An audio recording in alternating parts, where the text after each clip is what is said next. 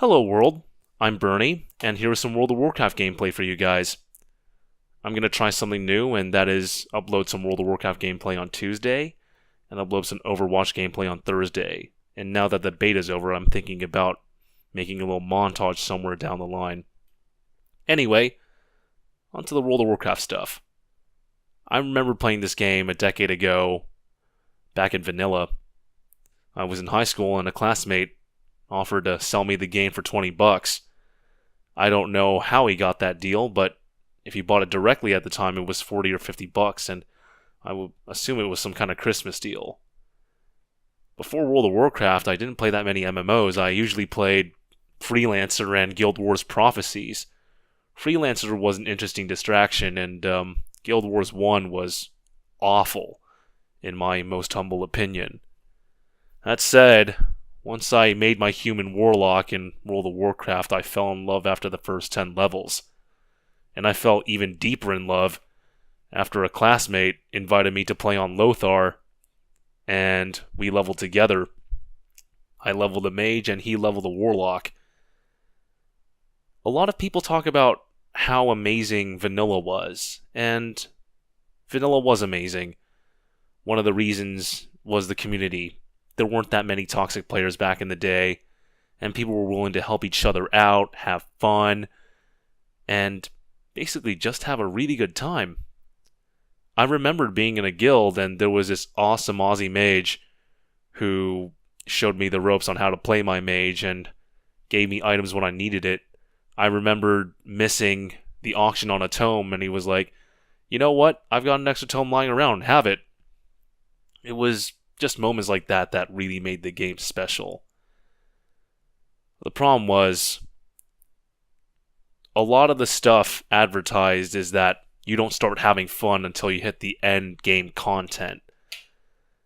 But for me, that's when the game stopped being fun. Once I hit 60, the game started being more about the drama, more about DKP, more about not pissing off your raid leader and throwing more dots and showing off your big EPing on the DPS meters, and less about having a good time and basically making friends. So, a decade later, I'm back in the game. Now I'm playing a Death Knight. I usually tank for the raids, but I go Frost for PvP. That said, however, I already got my PvP mount with 100 3v3 wins, and if I'm going to try it again, I might as well do it on another character. I'm not very good at healing, so I figured out this is as good a time as any to try out healing. Especially in a high-pressure situation like PvP Arena, where you basically get the shit stunned out of you, and you gotta really keep people alive. That said, it's pretty liberating that the pressure isn't on you to help kill these guys, and that all you gotta do is keep people alive. Gotta take in the good with the bad. The comp I'm running with is extremely interesting. It's a bit of everything. You have a tank, you have a healer, and you have a DPS. In fact, I do have half a mind to call it the Unholy Trinity, because it features 2 pallies and a warlock. Warlock is pretty good at bursting people down, and the tank is pretty good at dishing out damage while also throwing me a couple heals and even a shield if I'm out. And you're about to see in about a minute why I love playing as a human. A lot of people say that it's ridiculous to play a human in-game when you're already a human in real life. And well, to be fair, when I started the game, I wanted to play a Night Elf Mage or Warlock, but they didn't have that option until Cataclysm, at least with the Mage. There's also the fact that I didn't want to play a Gnome, which was the only other race that could play casters at the time. But as you're about to see, the humans in this expansion have this really stupid racial called Every Man for Himself, which is basically your get out of stun free card.